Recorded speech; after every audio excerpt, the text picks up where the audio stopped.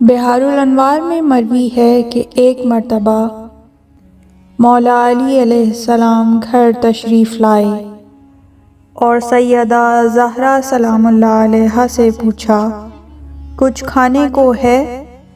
Be be نے عرض کیا یا علی، آپ کو معلوم ہے کہ 3 دن سے کچھ نہیں کھایا۔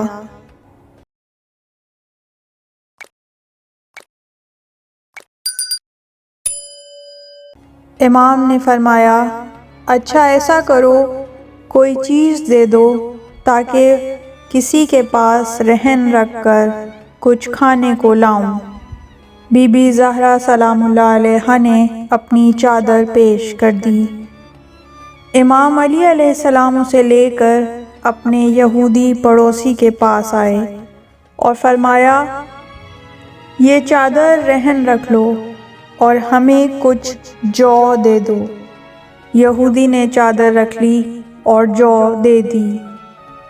پھر ازراہ طنز کہا یا علی، تمہارا تو نبی بڑے بڑے کام کرتا ہے اور تم لوگ کہتے ہو کہ وہ اللہ کا انتہائی مقبول بندہ ہے، جو دعا مانگتا ہے وہ قبول ہوتی ہے۔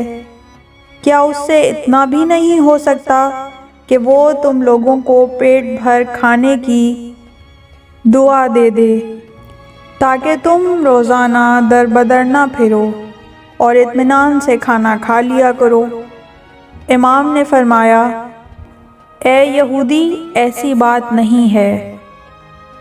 ہمارے آقا و مولا ختمی مرتبت صلی اللہ علیہ وآلہ وسلم تو بہت عظمت کے مالک ہیں، ان کی تو بات ہی کیا ہے۔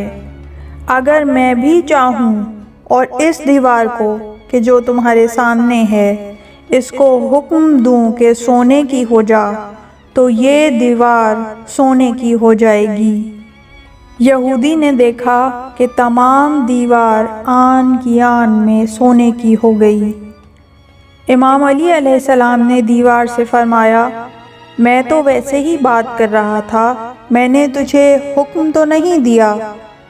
دیوار سے آواز آئی یا علی، آپ اولی الامر ہیں اور کائنات کی ہر مخلوق اولی الامر کے ارادے کے تابع ہے، حکم تو بہت بعد کی بات ہے۔ یہودی نے اسی وقت کلمہ پڑھ لیا۔ امام علی علیہ السلام نے فرمایا ہم دنیا اس لیے نہیں چاہتے کہ اسے اللہ پسند نہیں کرتا، ورنہ دنیا حاصل کرنا ہمارے لیے کچھ مشکل نہیں ہے۔ اللہم صلی علی محمد وآل محمد۔ پروردگار رحمتیں نازل فرما محمد اور ان کی پاک آل پر، اور ان پاک ہستیوں کے صدقے میں ہماری تمام دلی حاجات کو پورا کر اور قائم آل محمد کو اذن ظہور عطا فرما۔ اس طرح کی مزید تحقیقی، علمی اور تاریخی ویڈیوز دیکھنے کے لیے چینل کو سبسکرائب کیجیے اور بیل آئیکن پہ کلک کیجیے۔